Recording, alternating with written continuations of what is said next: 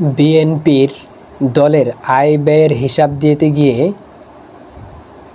বিএনপির যুগ্ম মহাসচিব রুহুল কবির রিজভী সাহেব বলেন, বিএনপির দলের আয় ব্যাংকের সুদ থেকে। ব্যাংক হতে অর্জিত সুদ, এটা হচ্ছে আমাদের সোর্স, আমাদের আয়ের সোর্স। আর আপনারা জানেন যে সুদ খাওয়া হারাম। যেহেতু তাদের দলের আয় সুদ থেকে, ব্যাংকের সুদ থেকে, তার মানে কেন্দ্র যেই কয়টা নেতা আছে সব কয়টাই হচ্ছে হারামখোর, সব কয়টা হারামখোর। আর আপনারা জানেন সুদের গুনাহ আপন মায়ের সাথে 70 বার জেনা করার গুনাহ হয়। তাহলে এইসব সুদখোরদের, হারামখোরদের কিভাবে আপনারা লিডার মানেন? আমার বোঝা আসে না।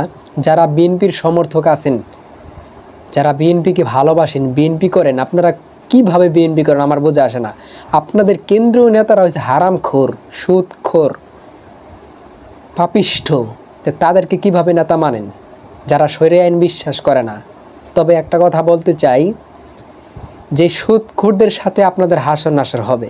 কেননা হাদিসে আছে, দুনিয়াতে যে যাদেরকে নেতা মানবে কিয়ামতের ময়দানে তাদের সাথে হাসর নাসর হবে। ঠিক আছে? তো যারা বিএনপিকে সমর্থন করেন, এইসব নেতাদেরকে নেতা মানেন, তারাও এইসব সুদখোর, হারামখোর, তাদের সাথেই আপনাদের হাসর নাসর হবে, এই দুর্নীতিবাজদের সাথে।